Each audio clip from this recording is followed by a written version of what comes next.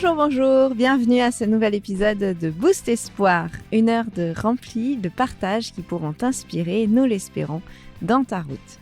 Alors aujourd'hui, je suis accompagnée de Marina, bonjour. Bonjour Marilyn. Et d'un nouveau chroniqueur, Gabin. Bonjour Marilyn. Merci de nous avoir rejoints pour ce culte, c'est chouette. Nous avons aussi dans notre studio notre invité du jour, Cassandro Rama. Bonjour Cassandro. Bonjour. Ça va? Bien, merci. Oui. Merci d'être avec nous aujourd'hui. Tu es dans la région depuis un certain temps et puis tu exerces actuellement comme agent pastoral. Tout à fait, oui. Et puis, est-ce que tu voudrais te présenter un peu plus? Écoute, oui, jeune marié, si tu veux bien. Et puis, voilà, agent pastoral dans 2 églises.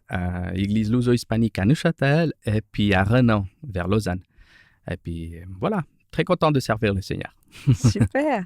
Et aujourd'hui, tu viens avec une histoire, un thème que tu voudrais développer avec nous. Alors, Oui, alors justement, le thème, il est un peu particulier parce que je l'ai nommé comme la foi pendant une guerre. C'est un peu bizarre parce que pourquoi pendant une guerre si on n'est pas en guerre ici? Mais on entend parler souvent des guerres actuellement. Alors du coup, je me suis dit, pourquoi pas discuter par rapport à ça aujourd'hui, entre nous, et voir qu'est-ce que ça nous amène. Super, merci beaucoup. On se réjouit de rentrer dans le vif du sujet bientôt. Et en attendant, je demande à Dieu de nous rejoindre encore tout spécialement pour qu'il puisse te permettre de vivre à toi, auditeur, un moment édifiant, encourageant à travers ces partages.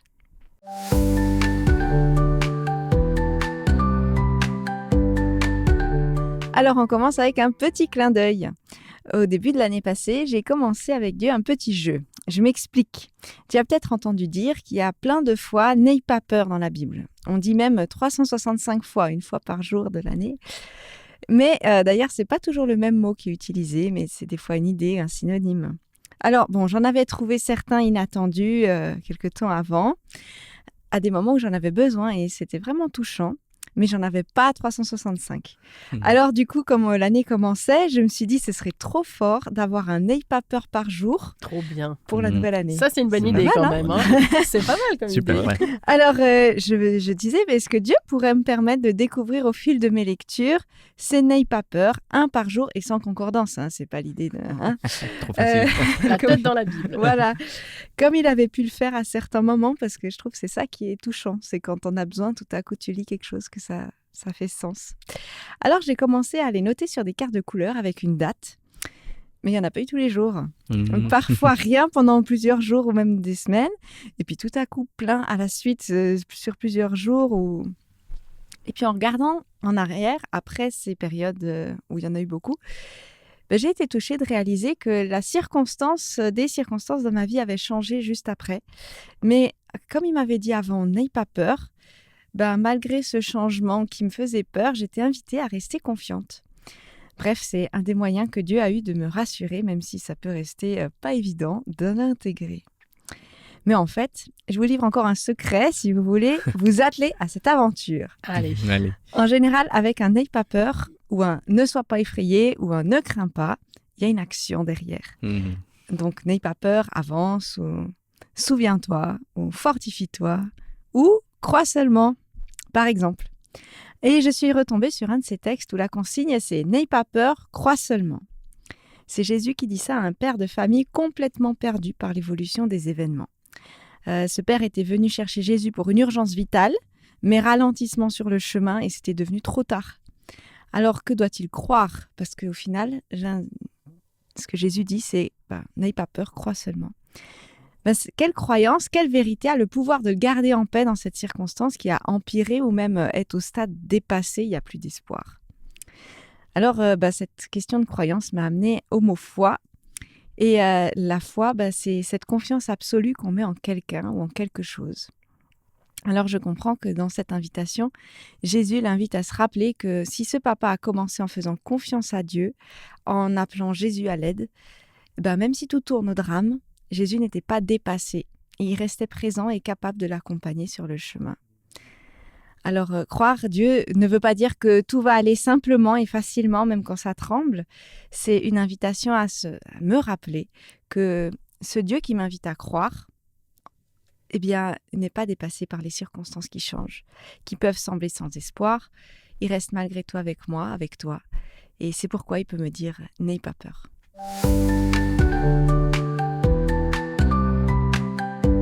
Alors Gabin, pour cette chronique, une promesse pour toi. Tu as préparé une petite promesse pour nous, une pépite que tu souhaites nous partager. Oui, tout à fait. J'ai une promesse sous forme de prière spéciale pour toi aujourd'hui. Vois-tu, la Bible nous apprend beaucoup sur l'espérance. Dieu y a fait la promesse de mettre un terme à tout ce qui fait perdre espoir. La maladie, la mort, la pauvreté, l'injustice et la souffrance en général. Mais la promesse que je voudrais te partager aujourd'hui se trouve dans le passage biblique de Romains 15, verset 13. Que Dieu qui donne l'espérance vous remplisse de paix et de joie à cause de votre foi. Alors vous serez remplis d'espérance par la puissance du Saint-Esprit. Quelle bénédiction et quelle prière! L'auteur parle d'un Dieu, celui de l'espérance. D'ailleurs, juste avant, il le présente comme celui en qui les nations espéreront. La joie, la paix, l'espérance, la puissance. Tout ça, c'est super, c'est génial, non? Ah, c'est clair. Eh bien, être rempli d'espérance, c'est l'objectif de Dieu, de l'espérance, et le moyen de parvenir à cette paix et à la joie, en attendant la réalisation des choses, c'est la foi. La foi, c'est se confier en Dieu. Ce Dieu qui est capable de rendre l'espérance. On voit aussi un autre acteur qui intervient. C'est le Saint-Esprit. C'est lui qui agit en nous avec puissance quand on lui fait confiance. Ce que je veux te partager aussi aujourd'hui, c'est ce projet et ce souhait que Dieu a pour toi et pour moi. Le souhait de joie, de paix, de confiance en Dieu pour que tu puisses être rempli d'une espérance renouvelée malgré les difficultés de cette vie. Waouh, merci beaucoup Gabin pour cette promesse. On a un allié pour reprendre le dessus face aux difficultés de la vie. Il nous propose la puissance de son esprit pour agir en nous. Et nous, on peut accepter, faire confiance et le laisser agir, c'est ça, hein? Exactement. Garder et méditer.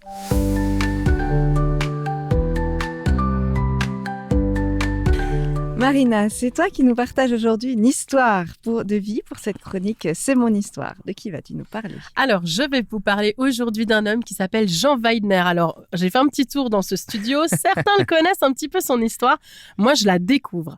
Je l'ai découverte et donc je vais vous partager un tout petit peu ce que j'ai réussi à trouver. Jean est fils et petit-fils de pasteur. Il est originaire des Pays-Bas. Très jeune, il va apprendre à défendre ses convictions coûte que coûte. Et oui, il l'a appris de son père. La raison, c'est qu'ils sont adventistes. Et Jean ne va pas à l'école le samedi, il est à l'église, il observe le Shabbat biblique. Pour cette faute, son père doit effectuer des journées de détention chaque semaine parce qu'il n'envoie pas son fils à l'école. Et donc Jean a 12 ans à ce moment-là, vous imaginez bien un petit peu comment ça s'ancrait dans sa vie. Jean va finir des études de commerce. Il va devenir un homme d'affaires. Il s'installe en Haute-Savoie durant la Seconde Guerre mondiale. Il est fortement préoccupé par la situation des Juifs hollandais et il lève des fonds. Il passe beaucoup de temps à lever des fonds pour soutenir leur exode depuis les Pays-Bas vers la Suisse ou vers l'Espagne aussi. Il soutient aussi celles et ceux qui sont internés dans des camps en France.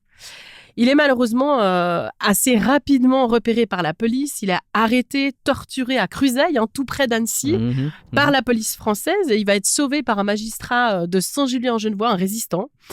Et très vite, Jean Weidner deviendra pour sa sécurité sans domicile fixe.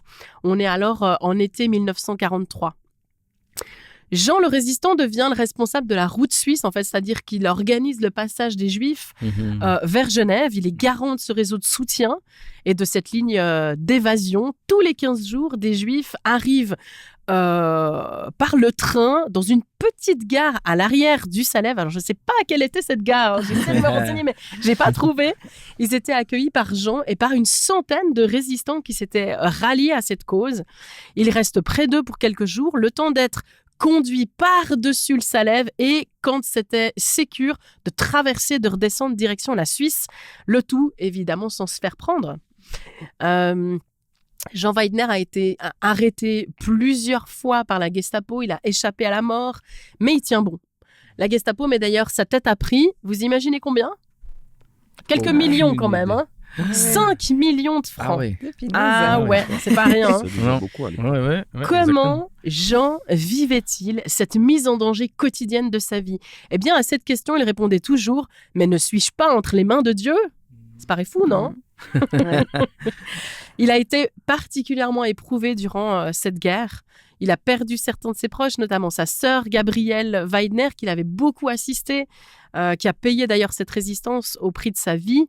Le dernier samedi de février 1944, elle est arrêtée par la Gestapo, conduite dans les prisons allemandes, et elle sera ensuite déportée dans les camps de concentration. Et pourtant, Jean tient le coup, il sent vraiment ce soutien indéfectible de Dieu à ses côtés. Et on sait aujourd'hui qu'il a fait passer plus de 800 juifs et en tout cas 200 aviateurs alliés vers la Suisse ou l'Espagne avec les autres résistants qui l'accompagnaient. Après la guerre, il va rejoindre le corps diplomatique hollandais. Il va assister le ministère de la Justice dans les recherches des criminels de guerre. Il s'installe ensuite en 1955 aux États-Unis, où il va ouvrir un petit commerce diététique. Et il décédera en 1994. Il devient, dans l'intervalle, officier de la Légion d'honneur, titulaire de la Croix de guerre, de la Médaille de la Résistance. Il a évidemment des récompenses prestigieuses des États-Unis, de la Grande-Bretagne, des Pays-Bas, de la Belgique. Tout le monde salue son courage, son engagement. Jean Weidner a aussi un arbre planté avec son nom dans l'avenue des Justes à Yad Vashem en Israël. Et puis depuis quelques années, le campus adventiste du Salève, sur lequel il a grandi, a construit un bâtiment qui porte aussi son nom pour garder en mémoire et en exemple ce Jean Weidner, héros de la résistance. Quelle leçon de foi, n'est-ce pas? Ouais. Ah oui, quand même. Oh, oui. Ça m'avait longtemps Fabuleux. inspiré. C'est un exemple de foi, oui. J'avais lu son histoire, mais peut-être vous aussi... À l'époque, c'est dans le livre Le Passeur. Alors, j'ai pas connu, mais... Par contre, bon courage pour le trouver. Oui, Je crois qu'il n'existe exactement. plus. Ouais. Mais c'est beau, quelles que soient les circonstances, cette confiance qu'il avait en Dieu, d'être tranquille dans les mains de Dieu. C'est puissant. Et puis après, tout ce qu'il avait vécu avec Dieu, finalement, en fait, il avait confiance que ça allait jouer. Quoi. Ça allait rouler. Il allait rester là.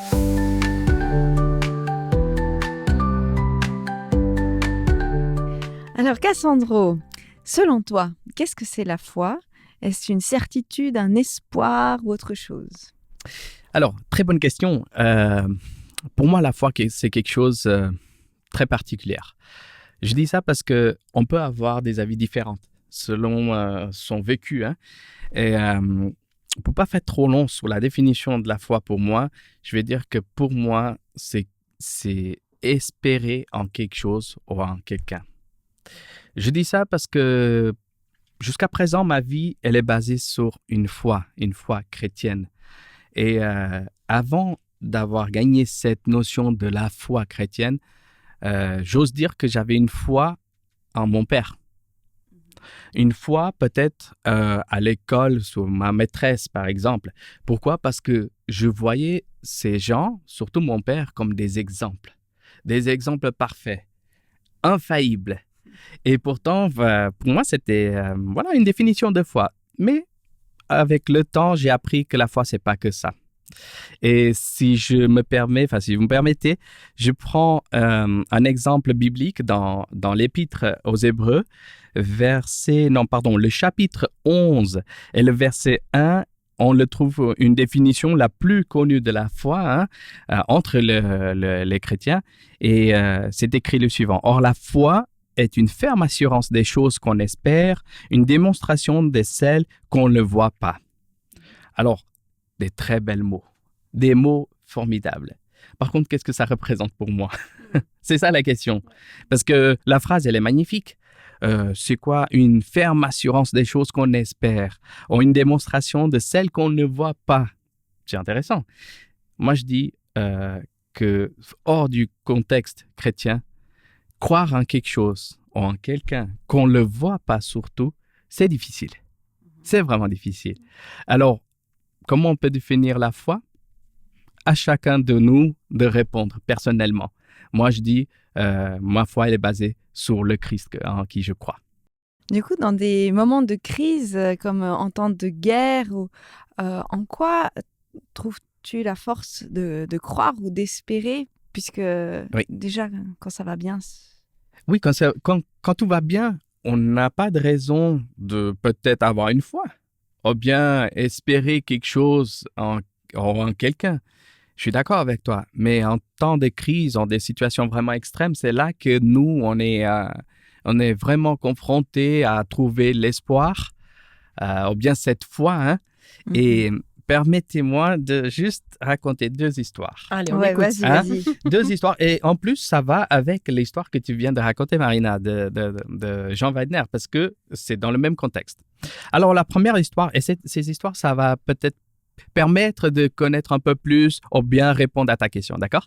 Alors, première histoire, c'est par rapport à un monsieur qui s'appelait d'ailleurs Franz Hassel.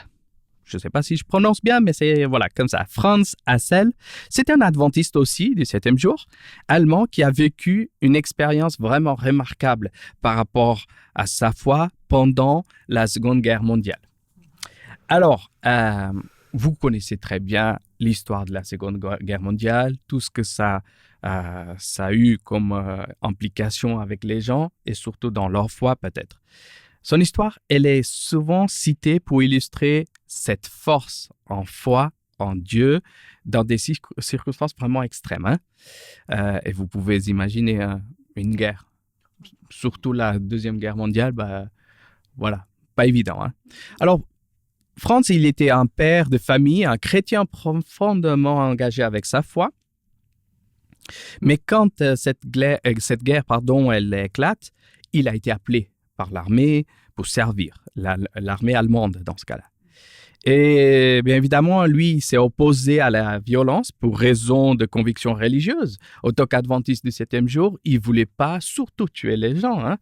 Mais sa foi et ses valeurs le mettaient dans une situation vraiment difficile, vraiment compliquée, parce que comment il allait répondre à son engagement dans l'armée et avoir une foi qu'il avait. Alors, c'est difficile de rester fidèle à ses croyances dans des situations comme ça. Hein? Alors, ce qui se passe, c'est qu'il a été affecté dans une unité d'ingénierie militaire. Alors, c'est vrai que ce poste, ça ne veut pas dire qu'il était dans la première ligne de la guerre, on est d'accord. Hein? Mais des fois, il y avait des situations où ça impliquait une réaction, une action de sa part. Et ce n'était pas évident. Hein? Alors, vous savez, tous les militaires, ils sont obligés d'avoir une arme. Alors lui, évidemment, il avait une arme. Mais lui, il avait fait un pacte. Il avait dit, moi, je veux pas tuer personne, pardon. Et comment il va faire s'il porte une arme? Comment il va faire s'il a une situation devant quelqu'un, devant l'ennemi? Comment ça va être sa réaction? Il se posait ce genre de questions. Et surtout s'il est attaqué. Exactement, mais surtout. C'est ça. Parce qu'à un moment donné, même si tu as tes convictions, comment tu vas te réagir? Et c'est ça qui se posait la question. Enfin, comment il allait réagir avec une arme dans sa main et à quelqu'un qui l'attaque, quoi. Alors, ce qui se passe, c'est qu'il a pris une décision. Alors, son arme, il la met au fond de son sac et il la couvre avec des habits, avec des choses, enfin bref, pour pas qu'on sache où se trouve son arme. Mais il a fait une réplique identique, donc, de cette arme, en bois. Exactement, il a fait une contrefaçon en bois de cette arme et l'amener partout comme si c'était sa vraie arme. Donc comme ça, ni ses collègues ni ses supérieurs pouvaient dire quoi que ce soit. Il portait son arme. Alors lui, il s'est dit, devant une situation difficile, il sait qu'il n'aura pas l'occasion de tuer son ennemi. Alors, c'est quand même super courageux. Enfin, franchement, je me dis, à un moment donné, il sait qu'il a une arme en bois. Hein. Exactement, c'est ça. C'est un objet d'art. Oui, un objet d'art, oui. Mais vous imaginez, moi, je dis chapeau. Parce que je me dis, dans une situation extrêmement difficile, quand il y a l'ennemi devant moi avec une vraie arme, il est confronté avec cette situation extrêmement difficile et qu'est-ce qu'il a? Il ne peut rien faire pour se protéger. Et vous savez qu'est-ce qu'il a dit? Alors, il a dit à Dieu, « Seigneur, si je suis attaqué, je ne pourrai pas me défendre moi-même. Alors, c'est en toi, que je mets ma confiance, et ma vie, elle est sur ta main. Ça, c'est de la confiance Ça, absolue. c'est Hein? Exactement. Alors, sa foi à lui, il a déposé en Dieu sur lequel il croyait. D'accord? Moi, je dis encore, ça me fait des frissons parce qu'on parle d'une situation de guerre et où l'ennemi peut apparaître comme ça, débarquer comme ça tout d'un coup. Et lui, il a une arme en bois. Mais c'est vrai, il faut le dire, sa confiance, elle est en Dieu. Alors, mais il n'y avait pas que ça. Pourquoi? Parce que son histoire, elle ne s'arrête pas que dans l'histoire de l'arme en bois. Hein. Alors, un autre épisode qui a marqué son histoire, c'est que il a montré, en mieux, il a mis en pratique sa foi. Mhm. Et surtout, son amour envers les ennemis. Je vais vous expliquer pourquoi. Parce que à certains moments, il était en Russie, il était vraiment dans cette situation de guerre où il y avait tous les fronts qui se battaient. Et lui, il était en arrière pour justement trouver ou bien porter du soutien à son armée. Mais il se trouve dans une situation où il doit risquer sa propre vie pour protéger ses camarades, mais aussi des soldats russes. Parce qu'il voyait que pendant cette guerre, il n'y avait pas que ses camarades qui étaient en péril de vie, mais aussi l'ennemi. Alors, ce qu'il fait, il prend la décision, il va secourir aussi ses camarades, mais aussi les soldats russes, donc l'ennemi.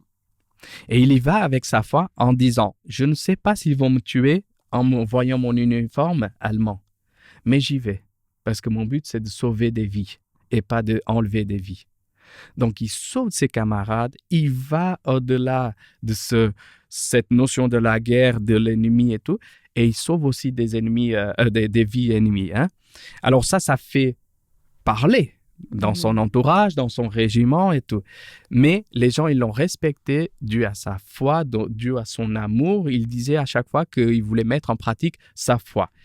Et puis, une autre chose, c'est que comme il était adventiste du 7e jour, comme je vous ai dit tout à l'heure, il voulait garder le sabbat aussi. Alors, il faisait toutes sortes de schémas pour que le vendredi soir jusqu'au samedi soir, il ne travaillait pas. Il ne faisait rien. Et quand je dis travailler, vous comprenez bien que dans le système de guerre, c'est de porter de secours ou bien faire quelque chose pour les véhicules. Enfin, c'est un ingénieur de toute façon. Alors, lui, il a décidé, je ne travaille pas, je reste tranquille, je loue mon Seigneur et voilà. Alors, en situation de guerre, vous voyez, il a toujours réussi. Il a toujours réussi et ses camarades, ils ont dit vraiment, ta foi, c'est ce qui t'a permis de survivre pendant toute cette guerre. Alors, cette histoire de France, ça me rappelle quelque chose. Je me dis, si on met notre confiance en quelqu'un, et là, on parle de Dieu, il faut vraiment avoir une confiance extrême, totale. Je ne sais pas quant à vous, si vous serez capable de faire la même chose que France, il a fait. Non. Voilà. Alors, moi, je le dis carrément. Oui, non. Oui. Alors, je vais être honnête avec vous. Autant que pasteur aussi, je me pose des questions. Parce que j'aimerais bien faire la même chose que lui. Mais je ne sais pas si j'oserais faire la même chose. Vous voyez, c'est difficile. C'est pour ça que j'ai envie de dire la foi, elle dépend de chaque personne. Okay? De comment vous prenez cette notion de foi et comment vous la vivez dans votre vie personnelle. Alors, deuxième histoire, vous êtes prêts? Voilà. Alors, c'est en lien aussi. Alors, la deuxième histoire, elle est très intéressante aussi, sans enlever l'importance de France, mais cette fois-ci, c'est un soldat américain. Il s'appelle Desmond Doss. Sûrement, certains ont déjà entendu parler de lui. Et puis, ça se passe aussi pendant la Deuxième Guerre mondiale. Et elle est très célèbre parce que ça fait beaucoup parler. Et ça fait qu'un réalisateur très connu comme Mel Gibson, il a fait un film basé sur cette histoire vraie. Hein? Alors, Desmond Doss, c'était aussi un membre de l'église adventiste, 7e jour. Et puis, par contre, lui, il avait vraiment une particularité. Il était objecteur de conscience. Alors, est-ce que vous savez qu'est-ce que c'est un objecteur de conscience? C'est pas la même chose, c'est-à-dire quelqu'un qui décide de ne pas tuer, de ne pas utiliser son arme en tout cas. C'est ça, c'est ça. C'est le titre qu'on donne à une personne qui pense comme ça, agit selon cette croyance, cette foi, cette façon d'y vivre. Alors, il s'est engagé aussi dans l'armée comme un soldat, et sauf que cette fois-ci, c'était pas un soldat de premier rang, ni un ingénieur comme Franz, et cette fois-ci, c'était comme un médecin militaire. Alors, vous voyez, comme objecteur de conscience, médecin, ça va. Parce qu'il faisait l'opposé. Il sauvait des vies, on est d'accord. Surtout dans un contexte de guerre. Alors, il est déterminé à sauver des vies plutôt qu'en prendre. Hein. Et son rôle, on va voir, elle était très, très, très parlée. Hein, parce que pendant une bataille à Okinawa, donc c'est au Japon, il s'est passé une des batailles les plus sanglantes de ces conflits. Ce qui se passe, c'est qu'on se retrouve dans une situation où il y a deux fronts qui se battent, méchamment, il ne faut pas dire une autre chose. Et lui, il se trouve dans la même situation que Franz. Il se dit, non, mais je peux pas, qu'est-ce que je peux faire pour aider mes camarades? Parce que ça va pas. Là, il y a tout le monde qui est en train de se entretuer. Donc, il y va. Et ce qu'il fait, c'est que il commence à sortir ses camarades qui sont blessés. Et là, je ne vais pas raconter toute l'histoire parce que je vous laisse chercher et regarder vraiment le film que Mel Gibson il a réalisé. Et c'est top, c'est vraiment top. Est-ce que tu peux donner le titre de ce film? Bien sûr. Alors, en anglais, ça s'appelle Hacksaw Ridge. D'accord. Mais en français, je dirais, attendez, j'ai ici « Tu ne tueras point ». Voilà. De Mel Gibson. Il a réalisé en 2016, pour ceux qui s'intéressent. Et l'acteur, c'est Andrew Garfield. C'est un acteur assez très connu. Alors, ce qui se passe, c'est que ce soldat, il se trouve dans cette situation où il veut sortir ses camarades de cette situation difficile. Et donc, il commence à les sortir par une rampe, on va dire, mais dans le dos, un par un. Et il le fait un par un. Il les tire alors? Il les tire sur son dos pendant... Mais ce qui se passe, c'est que à chaque fois qu'il faisait ça, alors il a réussi à sauver 75 de ses camarades, 75 personnes de ses camarades, sans compter avec les ennemis peut-être, hein? Voilà, et les autres. Alors, à chaque fois qu'il a réussi de sauver un homme, il priait sans cesse, il disait « Seigneur, aide-moi à sauver un de plus. Un de plus. À chaque fois. Vous imaginez la fatigue qu'il vivait. Mais il disait, Seigneur, donne-moi la force pour sauver encore un. Alors, vous pouvez imaginer qu'avec ces actes héroïques, il a reçu une médaille d'honneur du Congrès qui a été donnée en main par le président Harry Truman en 1945. Mais bon, c'est pas ça le plus important. Le plus important, c'est de montrer que Desmond Doss, avec sa foi en Dieu, en demandant de l'aide et le soutien pour sauver des vies, il a pu montrer à ses camarades, pendant un contexte de guerre extrême, que la foi, elle peut avoir lieu. Alors, ces histoires, ça me fait penser, ça me fait réfléchir à qu'est-ce que ça représente la foi pour moi-même dans ma vie personnelle. Oui, parce que finalement, ça, c'est des circonstances un peu extrêmes, et puis il y a ce qu'on vit, nous, aujourd'hui. Comment est-ce que ça pourrait être appliqué une fois sans avoir ces circonstances extrêmes? J'ai envie de dire, tous les deux, c'était des soldats, mais tous les deux partageaient une foi incroyable. Et là, je dis, malgré les horreurs de la guerre, ils ont choisi de rester fidèles à leurs croyances, et dans ce cas-là, religieuses. Nous, en tant que chrétiens, nous devrons faire la même chose. Rester fidèles à nos croyances, malgré la situation extrême, difficile. Alors, pour ceux qui cherchent encore cette croyance spirituelle, ça peut sembler encore plus difficile, ou bien inimaginable, mais je lance ce défi. Ce défi, oui. je lance ce défi à tout le monde qui cherche ce Dieu, cette personne qu'on appelle de Jésus. Faites preuve. Faites preuve. Cherchez-le et demandez de grandir dans cette foi religieuse. Et on est sûr que Dieu fera des grandes choses dans la foi de tout le monde.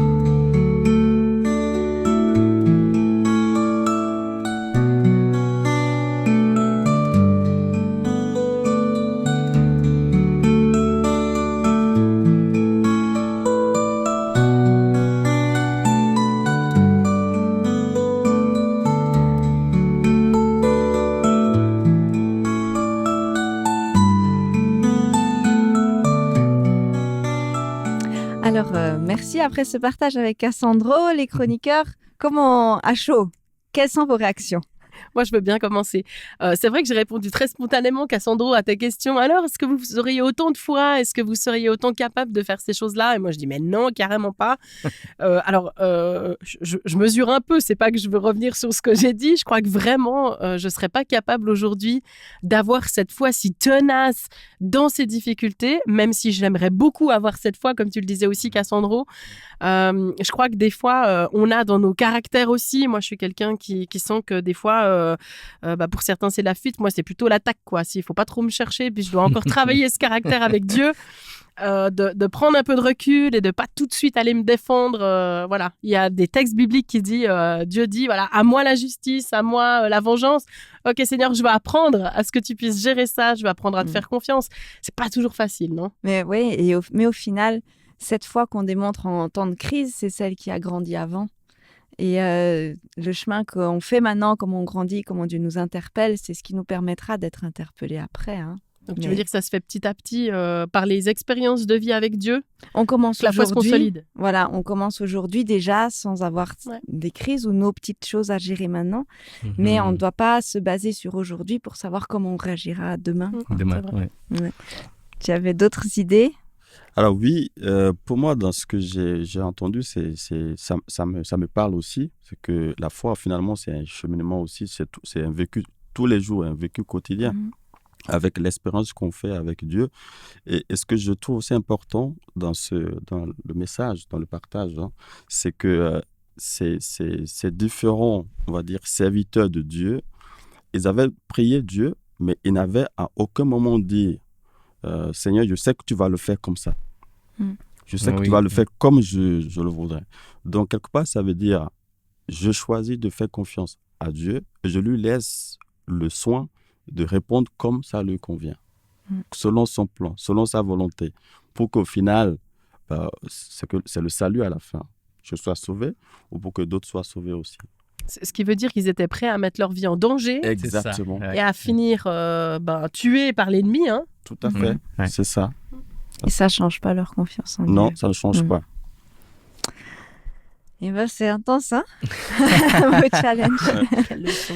Mais je vous invite à un petit temps où on va juste présenter ce sujet à Dieu ensemble. Seigneur, merci de ces histoires de vie que tu nous donnes, que tu nous as laissées, qui ont été laissées en témoignage.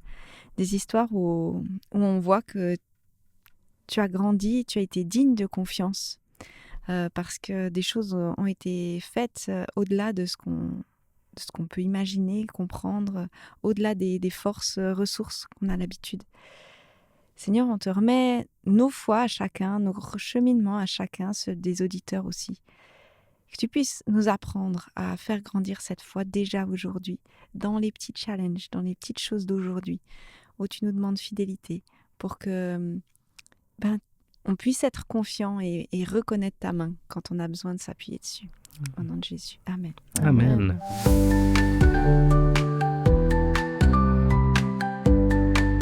Alors Marina, nous voici arrivés à notre chronique surprise. Surprise. Que nous as-tu préparée? Alors, je vais commencer par une devinette. Si je vous dis un roi, un homme de Dieu, des ennemis, des lions, Ah, les lions, ça aide. vous pensez à quoi? Surtout des lions. Alors, Daniel? Daniel dans la fosse aux lions. Alors évidemment, on va encore parler d'une nouvelle histoire. C'est la journée des histoires, profites-en.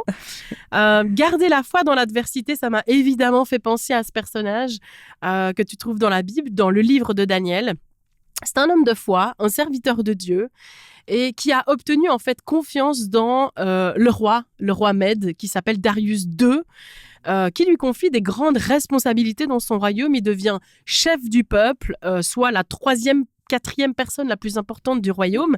Et la Bible dit dans Daniel chapitre 6 qu'il est supérieur à tous les autres chefs d'ailleurs, et que Darius projette de le nommer numéro 2 sur le royaume. Alors c'est quand même quelque chose. Hein. Ouais. Mais Daniel évidemment a des ennemis qui fomentent contre lui parce que voilà, ils sont pas d'accord qu'ils prennent ce pouvoir-là. Ils ont l'idée de le prendre en faute pour rapporter au roi Darius cet événement en espérant du coup que le roi soit destitué de ses fonctions et qu'il n'obtienne surtout pas la place du numéro 2. Problème, il ne trouve rien à lui reprocher. Le mec, il est parfait, nickel, un homme droit.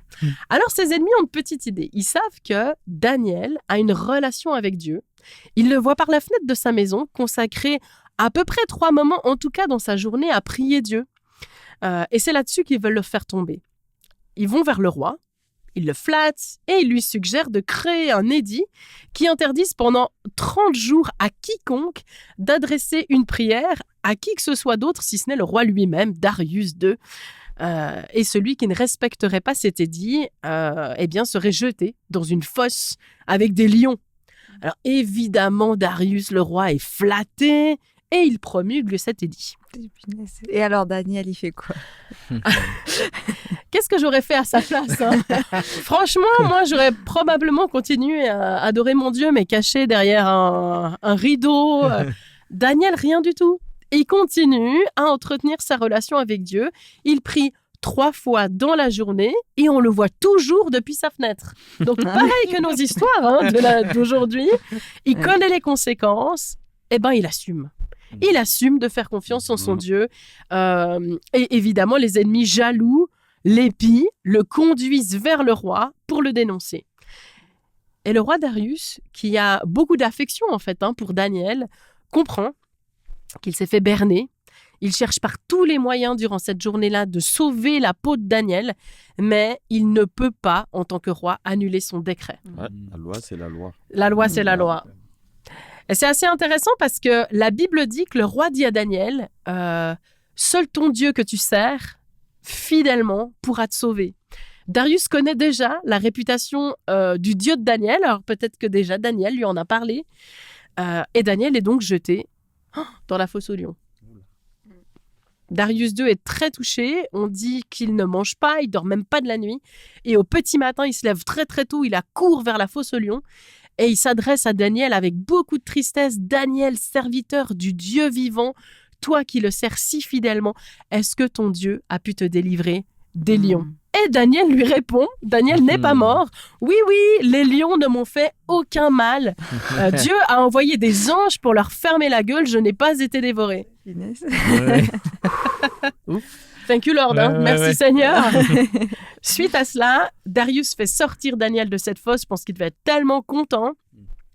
Et touché, ce roi écrit à tout son peuple sur le royaume, dans tout le royaume qui est sous mon pouvoir, tous doivent craindre et respecter le Dieu de Daniel. Ça, c'est du beau témoignage quand même. Oui. Ça va toucher toute la population, tout le royaume. Tout le monde va se dire « Ah, Daniel a un Dieu et on va devoir le respecter. Qui est ce Dieu? Comment il fonctionne? Comment est-ce qu'on peut lui parler? Etc. » Je trouve ça dingue. On ne se rend pas toujours compte de l'impact de notre foi dans l'adversité et de ce que ça peut produire comme fruit chez les autres. Ça devient finalement notre foi dans l'adversité, un témoignage un espace de conversion, un espace de rencontre avec Dieu. Ça, j'ai trouvé vraiment impressionnant. Je suis aussi très touchée par cette foi de Daniel. Il entend cet édit du roi. Il sait que s'il prie encore même une seule fois, il va finir mort, tué par des lions. Ça reprend ce que tu disais, Gabin.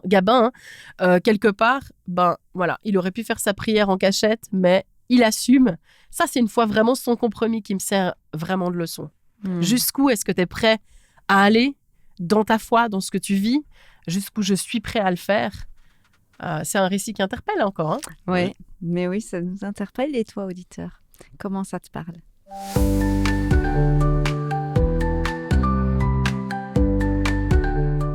Gabin, c'est à toi que revient le privilège de nous inviter à une action en lien avec ce thème de cette semaine. Alors, c'est un sacré challenge. Hein.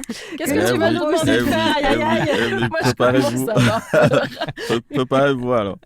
Alors, cette semaine, je te propose un temps de réflexion. Comment ta foi peut t'accompagner dans les moments difficiles de ta vie? Comment pourrais-tu prendre de la distance dans l'épreuve pour être capable de garder confiance en Dieu, comme on l'a vu tout à l'heure. Alors, pour t'y aider, je te propose de prendre un carnet, un stylo, et à chaque fois que tu traverses un défi, je t'invite à écrire un sujet de reconnaissance par jour, durant tout le temps de défi. En fin de journée, refais le point. Oui, c'est dur, mais ce sujet de reconnaissance me permet, Seigneur, de garder la foi. Comment je vis la difficulté maintenant? Est-ce que le poids de cette épreuve s'est un peu allégé? Et puis, tu peux demander à Dieu de te rejoindre.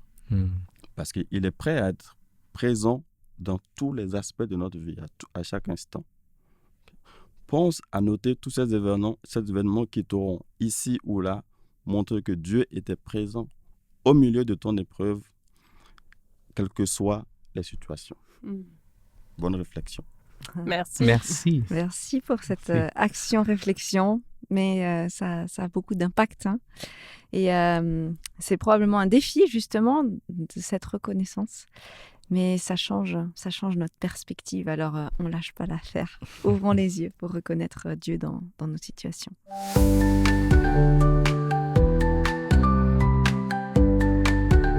Et nous voilà arrivés à la fin de notre temps de partage. C'est riche, hein? Mais oui, c'était Riche, plein intense, d'histoires ouais. aussi, plein de préparations, de réflexions. Merci beaucoup, cher chroniqueur, pour ces préparations.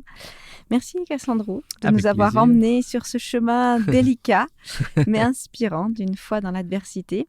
Et merci à toi, auditeur, de nous avoir suivis. Nous prions que cet échange puisse te rejoindre, te fortifier, te défier peut-être pour avancer dans ton chemin actuel et futur. N'hésite pas à partager autour de toi, nous mettre des commentaires si tu nous rejoins depuis YouTube sur la chaîne Espoir Média et allez s'y mijoter. Nous te donnons rendez-vous la semaine prochaine pour un nouveau Boost Espoir et en attendant, sois béni. Passe une bonne semaine et à bientôt.